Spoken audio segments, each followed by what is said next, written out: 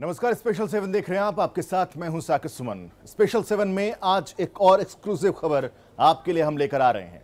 भारत सरकार ने 59 Chinese app को पूरी तरीके से बैन कर दिया है, लेकिन इनमें यूसी ब्राउजर का नाम बहुत ही खास सामने आ रहा है। वो इस वजह से क्योंकि आप भी सुनकर ये हैरान हो जाएंगे कि यूसी ब्राउजर ने आईआरसीटीसी की वेबसाइट को हैक कर लिया था और वो अपनी तरीके से रेलवे के टिकट्स जारी करने लग गए थे।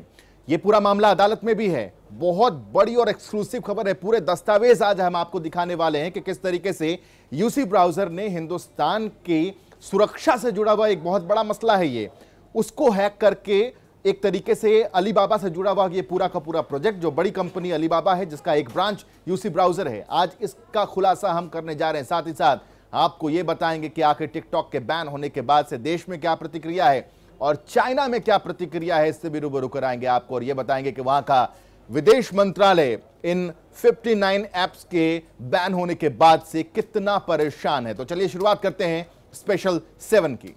स्पेशल 7 की कवर स्टोरी से आज आपको रूबरू करा रहे हैं। कवर स्टोरी में आज हम आपको बताएंगे कि किन किन 7 बहुत ही एक्सक्लूसिव खबरें आज हम आपके सामने लेकर के आए हैं। आज आपको हम बताएंगे कि टिकटॉक के बैन होने के बाद से किस तरीके से चाइना में परेशानी बढ़ती चली जा रही है। इन 59 ऐप्स के बैन होने की वजह से जो आर्थिक तौर पर नुकसान होगा चाइना को, वो कितना बड़ा होगा, कितना बड़ा यह बाजार है, इससे रूबरू कराएंगे आपको। साथ ही साथ आपको बताएंगे कि आज अलीबाबा के जरिए, यूसी ब्राउजर के जरिए किस तरीके से हिंदुस्तान की सुरक्षा के साथ खिलवाड़ किया जा रहा था।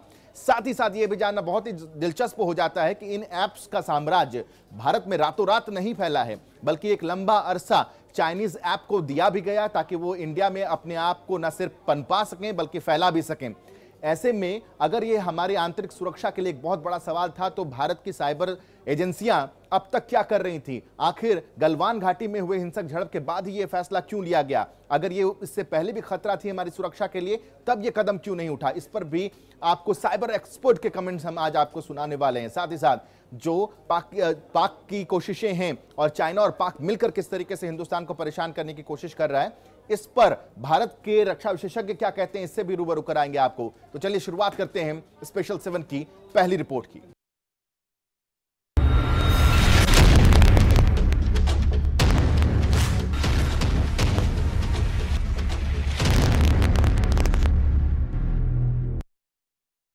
स्पेशल 7 की पहली रिपोर्ट में आज हम आपको बताएंगे कि टिकटॉक के बैन होने से टिकटॉक पर कितना असर पड़ेगा, भारत के बाजार पर टिकटॉक का साम्राज्य कितना बड़ा था, आर्थिक तौर पर टिकटॉक की कमाई हिंदुस्तान से कितनी होती है, और इसके बैन होने के बाद से भारत के जो यूजर्स हैं उनके लिए और ऑप्शंस क्या हैं, इस पर भी नजर डालेंगे अपनी इस पहली रिपोर्ट के जरिए।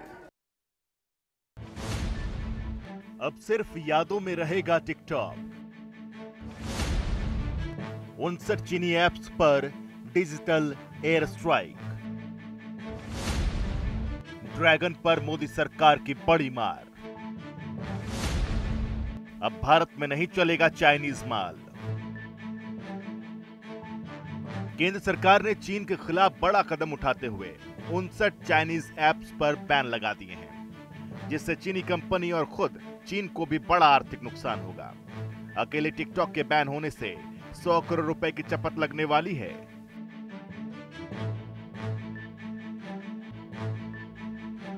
मोदी सरकार के डिजिटल एयर स्ट्राइक से सोशल मीडिया पर लोग खुश नजर आ रहे हैं। सरकार के आदेश के बाद गूगल प्ले स्टोर और एप्पल स्टोर पर से बैन किए गए 59 चाइनीज ऐप हटा दिए गए हैं।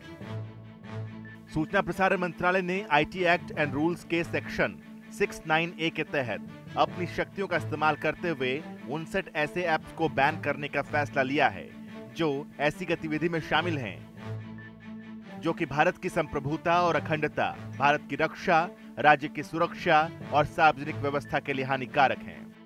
ये मोदी सरकार के द्वारा डिजिटल सर्जिकल स्ट्राइक है और इसकी जरूरत क्यों पड़ी? क्योंकि इंटेलिजेंस एजेंसीज ने मोदी जी को कहा कि ये जो एप्लीकेशंस हैं वो राष्ट्र के सॉवरेंटी के लिए, इंटीग्रिटी के लिए, भारत के सुरक्षा के लिए, डिफेंस ऑफ इंडिया के लिए और पब्लिक ऑर्डर के लिए बहुत खतरनाक हैं। तो खतरनाक क्यों है? उसके कई कारण हैं। पहली बात है कि चीन सॉफ्टवेयर का इस्तेमाल करके जितना भी ये मीडिया एप्लीकेशंस लोग इस्तेमाल करते हैं, तो जितना भी डाटा होता है वो विदेश में एक सर्वर में चला जाता है और उसको इस्तेमाल किया जाता है भारत के अहित के लिए। तो वो तो बहुत इंटेलिजेंस माध्यम से तो बहुत ही खतरनाक स्थिति है। दूसरी बात है कि 130 करोड़ के हिंदुस्तानियों की जो प्राइवेसी है वो खतरे में है। तीसरी बात है कि इन मीडिया एप्लीकेशंस को इस्तेमाल करके सोशल मीडिया में चीन एक प्रोपेगेंडा वॉरफेयर करता है, यहाँ के देश के लोगों को गुमराह करता है और ऐसी धारणा क्रिएट करता है कि चीन बहुत शक्तिशाली देश है वगैरह वगैरह। तो ये हमारे राष्ट्र हित में नहीं है। एक और बात कि ये पैसा जो इस एप्लीकेशन को इस्तेमाल करके चीन को जाता रहा है, चीन इसका कहाँ प्रयोग करता है? हमारे जवानों को मारने के लिए। तो ये कहाँ की ये रेलेवेंस है, कहाँ की बात सही है कि आप हिंदुस्तानी हो के पैसा देते हो चीन को और चीन वो पैसा इस्तेमाल करता है हिंदुस्तान के जवानों को मारने के लिए? क्या ये सही है? क्या आपके पैसे का सही उपयोग हो रहा है? तो मेरा ख्याल है ये जो कदम है बहुत साहसी कदम है, मोदी जी के द्वारा बहुत प्रशंसनीय है और इससे जो आर्थिक जो घूसा चीन को मिला है उसका दर्द चीन को महसूस होगा। वहीं चाइना पर भारत के डिजिटल स्ट्राइक से चीन परेशान हो गया है, जिसके बाद चीन के विदेश मंत्रालय ने बयान जारी किया है जिसमें कहा गया है कि भारत का फैसला चिंतित करने वाला है। चीन को इसका दुख है और पूरी स्थिति की जानकारी ली जा रही है। भारत ने इन चाइनीज ऐप पर डिजिटल सर्जिकल स्ट्राइक कर दिया है। TikTok, SHAREit, Kwai, UC Browser, Helo app, Likee, Club Factory, WeChat, UC News, Bigo Live, Bigo Video. तो इधर टिकटॉक इंडिया के हेड निखिल गांधी ने ट्विटर पर कहा है, भारत सरकार ने 59 ऐप्स को बैन करने का फैसला लिया है। हम इस आदेश को मान रहे हैं। इसके लिए हम सरकारी एजेंसियों से मुलाकात भी करेंगे और अपनी सफाई पेश करेंगे। टिकटॉक भारत के कानून का सम्मान करता है। टिकटॉक ने भारत के लोगों का डेटा चीनी सरकार समेत किसी भी विदेशी सरकार को नहीं भेजा है। अगर हमसे ऐसा करने को कहा भी जाता है फिर भी हम ऐसा नहीं करेंगे। आपको बता दें कि भारत में टिकटॉक का कितना कारोबार है। भारत से हर तिमाही टिकटॉक को करीब 25 करोड़ रुपए की कमाई है। सालाना 100 करोड़ रुपए का अनुमान है। टिकटॉक की कुल कमाई का 10% हिस्सा भारत का है। वहीं अब आपको बताते हैं कि भारत की कई ऐसी कंपनियां भी हैं जिनमें चीन का पैसा लगा हुआ है। स्नैपडील में चीन का 5,289 करोड़ रुपए का इन्वेस्टमेंट है। ओला में चीन ने 3,378 करोड़ रुपए का निवेश किया है। स्विगी में भी चीन ने 3,378 करोड़ का निवेश किया है। पेटीएम में चीन ने 3,022 करोड़ का इन्वेस्टमेंट किया है। बिग बास्केट में चीन ने 1,889 करोड़ का इन्वेस्टमेंट किया है। जोमेटो में चीन ने 1,511 करोड़ का इन्वेस्टमेंट किया है। जबकि पेटीएम मॉल में चीन ने 1,133 करोड़ रुपए निवेश किए हैं। चीन के साथ चल रहे सीमा विवाद के बाद अब ज्यादातर इंडियन यूजर्स इस फैसले के लिए मोदी सरकार की तारीफ कर रहे हैं। यूजर्स का कहना है कि ये सही फैसला है और हमें काफी पहले ये फैसला ले लेना चाहिए था। मेरे हिसाब से जो तो अपने मेरे नॉलेज के हिसाब से ये टिकटॉक जितने भी चाइनीज ऐप हैं ये नहीं होनी चाहिए हिसाब से, क्योंकि हमारे ही देश के बारे में कोई प्रॉब्लम है इसमें। ज़्यादा अगर हम पैसों की बात में आ जाएं कि पैसों के चक्कर में हम आए कि हाँ तो जो पैसा हमारे इंडिया में यूज़ होना चाहिए वो इसी चक्कर में जितने भी चाइनीज ऐप हैं वो सारे डिलीट होने चाहिए। हमने तो कभी कभार देख लेते हैं जब टाइम होता है, तो वैसे तो चाइना है वो तो बेकार है। उसी के माध्यम से, टिकटॉक के माध्यम से हर इंडिया में, हर देश में यही अजीब चीज़ आती रहती है। ठीक है जी, बैन हो जाए तो अच्छी बात है। बहुत सही है क्योंकि हम अपने देश के लिए कुछ भी सहन नहीं कर सकते हैं कि हमारे देश पे कोई उंगली उठाए और किसी अदर कंट्रीज़ के ऐप हम लोग यूज़ कर रहे हैं, वो हमारे देश पे हमले कर रहे हैं, तो इसमें हम देश के लिए कुछ सहन नहीं कर सकते हैं। 59 ऐप्स बैन किए हैं, हम उनके साथ हैं और बाकी वो जो अच्छा फैसले लिया है जो उन्हें सब बैन किए हैं बाकी ऐप्स। वहीं चीन भारत के फैसले से परेशान है। मतलब ये कहना सही होगा कि तीर सही जगह लगा है और चीन तिल मिलाने लगा है। जनता टीवी के लिए अभिषेक सैनी की रिपोर्ट। हिंदुस्तान की सरकार ने एक बड़ा फैसला लिया जिसमें 59 ऐप्स को बैन किया गया। इस फैसले की अलग अलग तरीके से आलोचना भी हो रही है और इस फैसले की सराहना भी की जा रही है, लेकिन हिंदुस्तान ने ये एक बार फिर से दिखा दिया है कि वो अपने चाल चरित्र और चेहरे में किसी तरीके का कोई बदलाव नहीं करना चाहता। हिंदुस्तान ये अच्छी तरीके से जानता है कि वो कभी भी पहले कदम नहीं उठाता जो कि कटुता की तरफ हो, बल्कि हिंदुस्तान हमेशा से मित्रता की बात करता है। लेकिन हिंदुस्तान ने हालिया दिनों में अपनी नीतियों में कुछ इस तरीके से बदलाव किया है कि जब कोई छेड़ता है तो वो छोड़ता नहीं है। इसी तरीके से चीन ने जिस तरीके का एक विश्वासघात भारत के साथ किया, उसके बाद हिंदुस्तान की सरकार का ये बड़ा फैसला है और उन्होंने कह दिया कि लो जी, बैन कर दिया।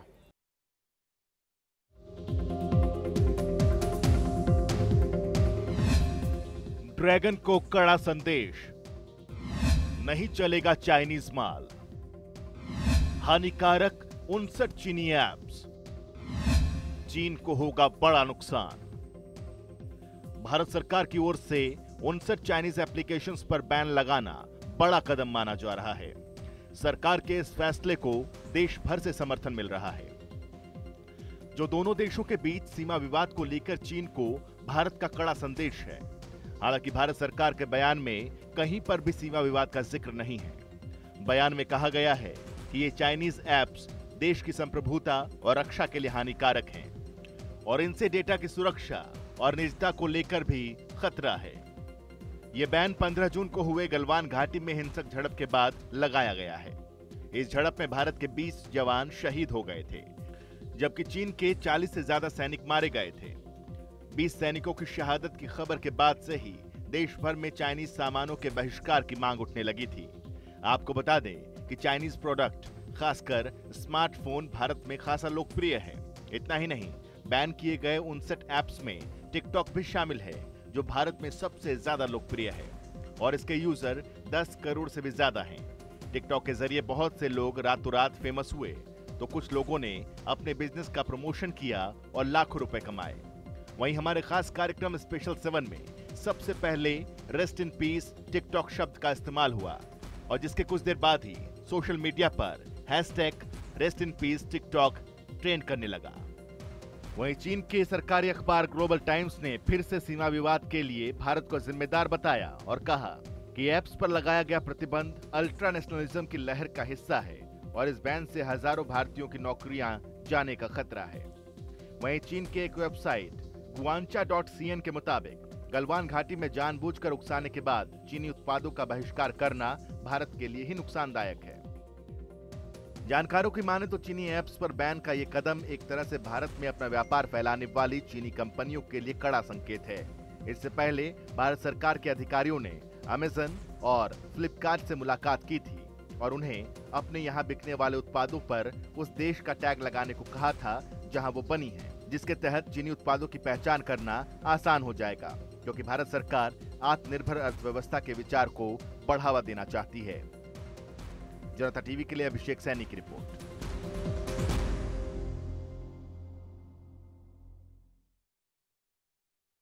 भारत सरकार ने एक बड़ा फैसला लिया 59 चाइनीज ऐप्स को बैन करने का और इस फैसले के साथ साथ हिंदुस्तान में ही नहीं बल्कि पूरे विश्व में इस खबर पहुंची और इसकी गूंज सुनाई अब देने लगी है। लेकिन उसके साथ साथ एक सवाल यह भी उठने लगा है कि भारत की आंतरिक सुरक्षा से जुड़ा जब यह मसला है तो फिर आखिर इतना लंबा वक्त क्यों लग गया हिंदुस्तान की सरकार को यह कदम उठाने के लिए। आखिर जानते हैं कि इस कदम के बाद का असर क्या होगा और इतने दिनों तक जब यह कदम नहीं उठा तो इससे हमारी आंतरिक सुरक्षा पर कितना बड़ा एक सवाल निशान लगा है।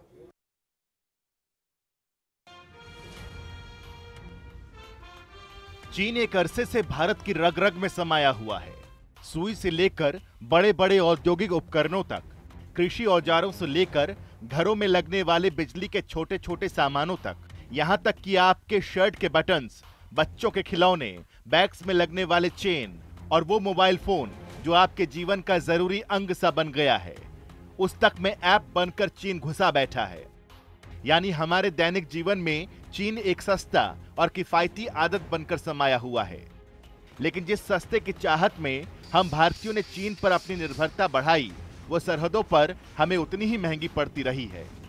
मोबाइल फोन्स में चीनी ऐप्स इसी तरह के एक अनजान संकट की तरह अपनी जगह बनाए बैठे हुए थे, जिससे आम लोग बेशक अनजान थे, लेकिन इस बात का एहसास हमारे धुरंधर साइबर एक्सपर्ट के साथ इस सेक्टर को डील करने वाले महकमे को भी जरूर अच्छी तरह से मालूम होगा।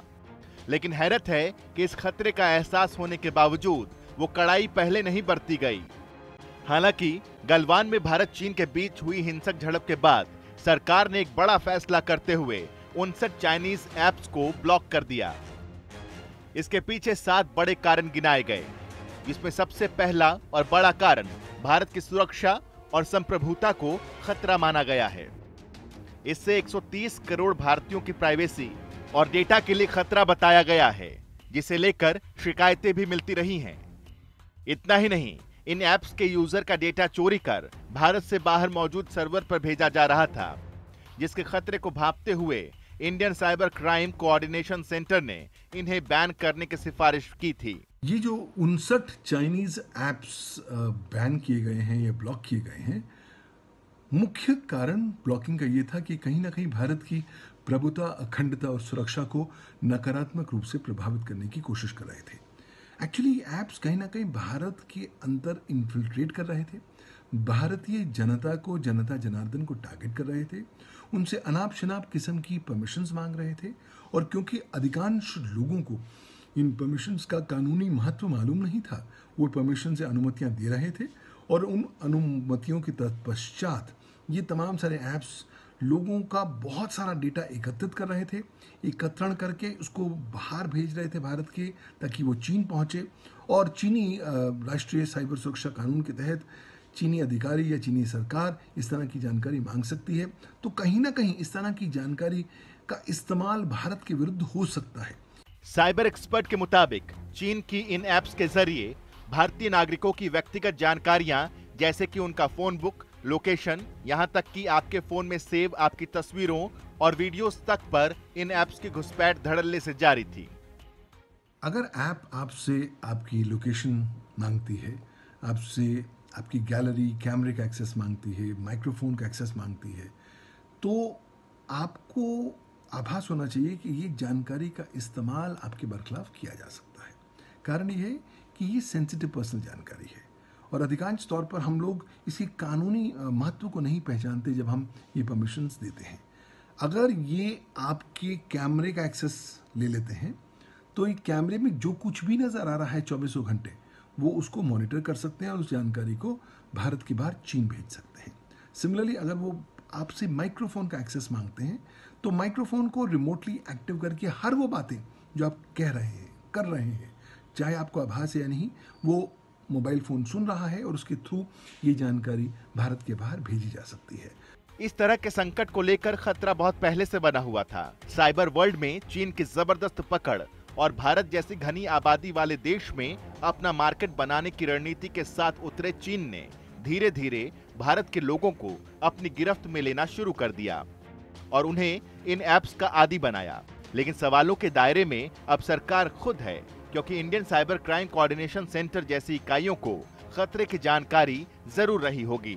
और अगर ऐसा था तो समय रहते कोई माकूल एक्शन क्यों नहीं लिया गया और क्यों इन ऐप्स के एवज में भारत की सुरक्षा को दांव पर लगाया जाता रहा? ये तभी क्यों याद आया जब गलवान में भारत चीन का टकराव हुआ। जनता टीवी के लिए राम विश्वकर्मा की रिपोर्ट।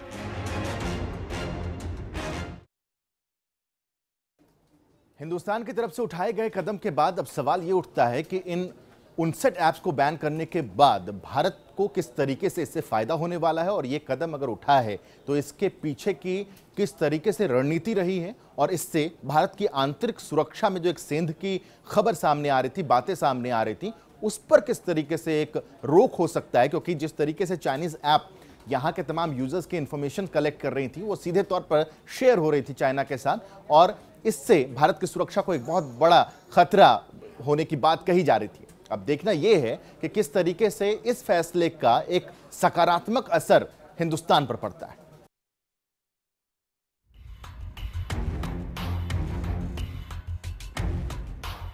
सरहद पर चीन आक्रामक है क्योंकि चीन मक्कार है, तो चीन पर लगानी जरूरी लगाम है।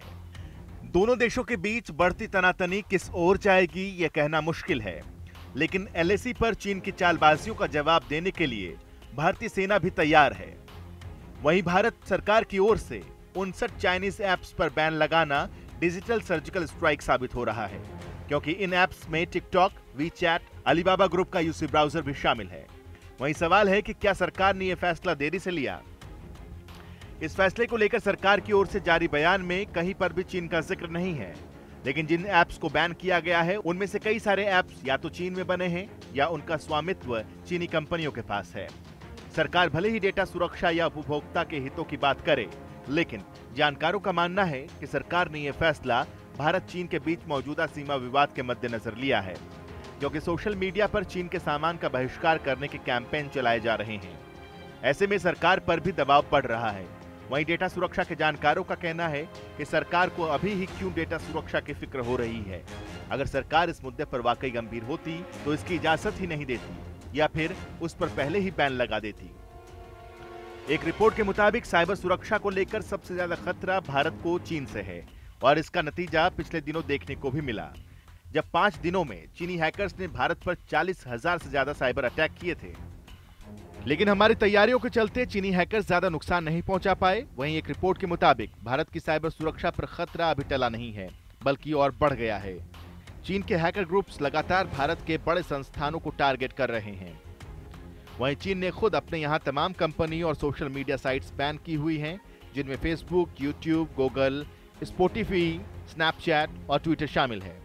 इसके साथ ही चीन ने कई सारी जानी मानी ग्लोबल न्यूज एजेंसियों को भी सेंसर किया है। बहरहाल भारत सरकार ने ये कदम उठाने में देरी कर दी, लेकिन वो कहते हैं ना, देर से ही सही लेकिन फैसला सही है। जनता टीवी के लिए अभिषेक सैनी की रिपोर्ट।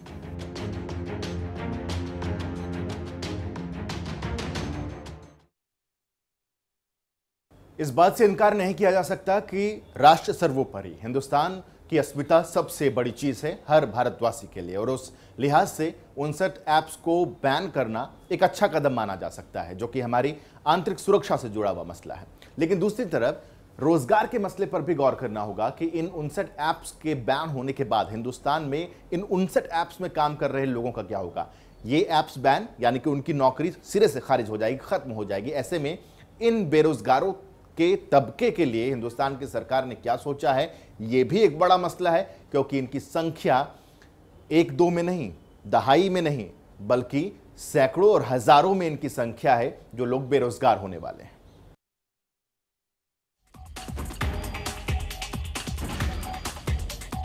भारत ने 59 चाइनीज ऐप्स पर प्रतिबंध लगा दिया है, जिसे लेकर लगभग पूरा देश एक सुर में इस फैसले का स्वागत करता हुआ सुनाई दे रहा है। लेकिन इसका एक ऐसा पहलू भी है जिस पर शायद ही आपका ध्यान गया हो। दरअसल जिन 59 चाइनीज ऐप्स पर प्रतिबंध लगाया गया है वो भारत में रोजगार का भी एक बड़ा जरिया रहा है। लेकिन सरकार के इस तरह के बड़े फैसले के पीछे कारण भी बहुत बड़े हैं। अब आपको हम जो बताने जा रहे हैं उसे सुनने के बाद आप भी चौंक पड़ेंगे। जी हां, सरकारी एजेंसियों की नाक के नीचे चीनी उद्योगपति अलीबाबा ऐसी करतूत को अंजाम दिए जा रहा था जो सरासर गैर कानूनी थे। दरअसल यूसी ब्राउजर ने साल 2017 में train ticket booking app launch की घोषणा की थी, जिसकी जानकारी उसने अपने हजारों कर्मचारियों को मेल के जरिए साझा की थी। इसमें सबसे ज्यादा चौंकाने वाली बात यह है कि इस सिलसिले में आरटीआई के जरिए मांगी गई जानकारी में खुद आईआरसीटीसी ने इस बात को स्वीकार किया कि चीनी उद्योगपति अलीबाबा की कंपनी को कोई भी ऐसी परमिशन नहीं दी गई है।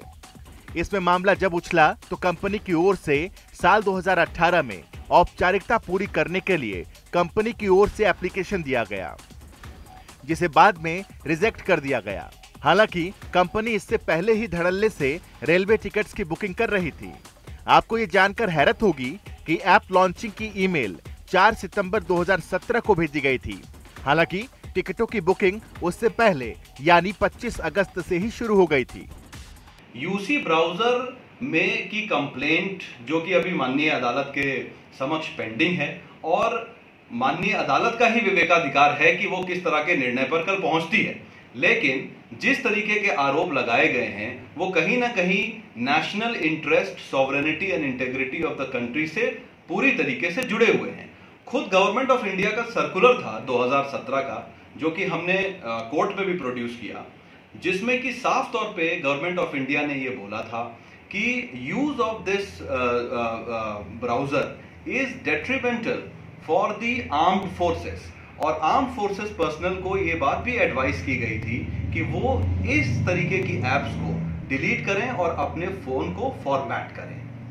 हमने अपने कंप्लेंट में ये भी कहा है कि यूसी ब्राउजर ने इलीगल तरीके से ट्रेन की टिकट्स बुक की हुई है। आईआरसीटीसी से जब हमने इस पे आरटीआई के माध्यम से जवाब मांगा तो आईआरसीटीसी ने भी इस बात का खुलासा किया कि इस तरीके का कोई भी ऑथराइज्ड एक्सेस इनको नहीं दिया गया है। ये मामला जब कोर्ट में पहुंचा तो इसके तमाम पहलुओं को देखने के बाद दिल्ली के पटियाला हाउस कोर्ट ने अपने ऑर्डर की कॉपी में साफ साफ टिप्पणी करते हुए लिखा कि शिकायतकर्ता के पास पर्याप्त सबूत हैं जिनके आधार पर यह माना जाता है कि अपराध हुआ है। कोर्ट की इस तरह की टिप्पणी अपने आप में यह जाहिर करता है कि किस तरह से चाइनीज कंपनियां भारतीय कानून और यहां के नियमों की धज्जियां उड़ाते हैं, खुद को भारतीय जनता के बीच स्थापित करने की जुगत लगाती रही हैं। जाहिर है वो इसके लिए किसी भी हद तक उतर सकते हैं। ऐसे में उन पर लगाम कसने की पुरजोर जरूरत भी थी। इसके लिए हमें बेशक थोड़ा धक्का सहना पड़े, लेकिन देश की सुरक्षा से जुड़े मसले पर हर भारतीय एक सुर में सरकार के फैसले के साथ खड़ा है। जनता टीवी के लिए राम विश्वकर्मा की रिपोर्ट।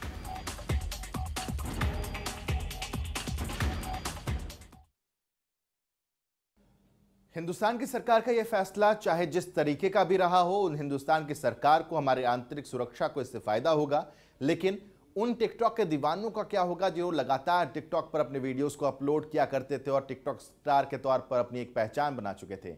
आइए आपको रूबरू कराते हैं ऐसे ही कुछ लोगों से और आपको बताते हैं कि आखिर किस तरीके से उनका रिएक्शन आ रहा है सामने टिकटॉक को बैन करने के बाद।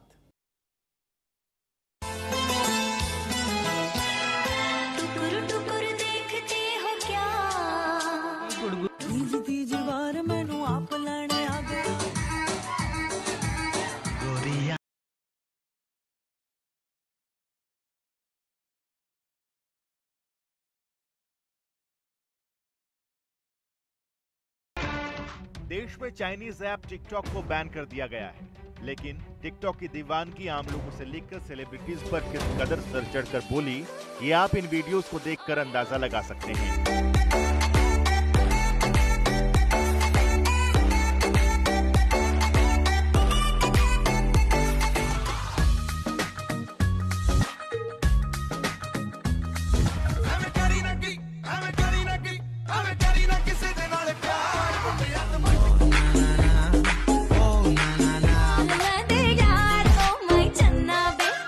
देखा आपने, देश में टिकटॉक की दीवानगी, भारत में टिकटॉक के दीवाने हजारों में नहीं, लाखों में नहीं, करोड़ों में हैं। लेकिन चीन की चालबाजियों का मुंहतोड़ जवाब देने के लिए सरकार के इस फैसले से तमाम वो सेलिब्रिटीज भी खुश हैं जिनका टिकटॉक पर अकाउंट था और जो अपने फैंस को एंटरटेन करने के लिए वीडियो अपलोड करते थे। सुनिए हरियाणा कलाकार और big boss fame Sapna Chaudhary का इस पर क्या कहना है। मैं इस फैसले की पूर्णतः सराहना करती हूँ और ये बहुत ही उम्दा फैसला है। साथ ही साथ जो इस फैसले का विरोध कर रहे हैं उनको मैं समझाना चाहती हूँ कि हम चाइना की ऐप यूज करते हैं, उनको फंड जाता है, उनको पैसा जाता है और उसी पैसे का मिसयूज वो हमारे ऊपर करते हैं, तो ये गलत बात है। आपको सरकार का साथ देना चाहिए, इस फैसले की सराहना करनी चाहिए और जितने भी फौजी भाई हमारे लद्दाख की सीमा पर खड़े हैं उनको तहे दिल से हाथ जोड़कर मैं धन्यवाद करती हूं और यही कहती हूं, जय हिंद, जय भारत। वहीं हरियाणवी सिंगर गजेंद्र फोगाट भी चाइना के खिलाफ सरकार के इस कदम का स्वागत कर रहे हैं। तो बहुत लंबी बात शायद ठीक नहीं रहेगी, मैं सिर्फ यही कहना चाह रहा हूं कि अगर मैं मर रहा हूं और डॉक्टर ये कहे कि एक गोली हमारे पास बची है लेकिन वो चाइनीज है, तो क्या आप इसे खाओगे? तो मैं उसे खाने की बजाय मरना पसंद करूंगा। मुझे लगता है कि ये प्रतिक्रिया बहुत है आपको ये बताने के लिए कि मैं कितनी नफरत करता हूं चाइना से। तो उधर टिकटॉक स्टार और बीजेपी नेता सोनाली फोगाट ने भी सरकार के इस कदम की सराहना करते हुए टिकटॉक छोड़ने की बात कही।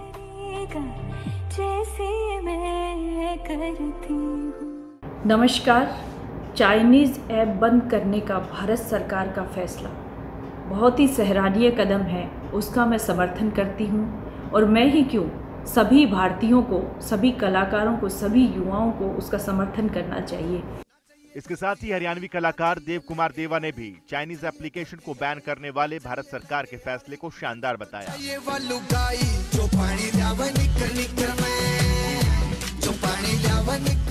जो भारत सरकार ने ऐप, जो टिकटॉक ऐप हैं और अन्य कई ऐप हैं, उनको बैन करने का जो फैसला लिया है, उसके साथ हम सरकार के साथ खड़े हैं और सरकार के इस फैसले की सराहना करते हैं। गलवान घाटी में खूनी झड़प के दौरान 20 भारतीय जवानों की शहादत के बदले चीन के 40 से ज्यादा सैनिकों को मौत के घाट उतारकर भारत ने अपना बदला पहले ही ले लिया हो, लेकिन भारत सरकार के इस फैसले से चीन को आर्थिक मार भी पड़ी है, जो चीन को झुकाने के लिए बेहद जरूरी है। जनता टीवी के लिए अभिषेक सैनी की रिपोर्ट। तो आज के स्पेशल 7 में बस इतना ही। आज हमने आपको रूबरू कराया कई एक्सक्लूसिव रिपोर्ट से, कई एक्सक्लूसिव तस्वीर, कई एक्सक्लूसिव डॉक्यूमेंट से। स्पेशल 7 की टीम लगातार आपके लिए कुछ खास करने की कोशिश करती है, कुछ एक्सक्लूसिव करने की कोशिश करती है। तो हमारी पूरी टीम को दीजिए इजाजत। छोटे से ब्रेक पे रुक रहे हैं, खबरों का सिलसिला लगातार जारी रहेगा।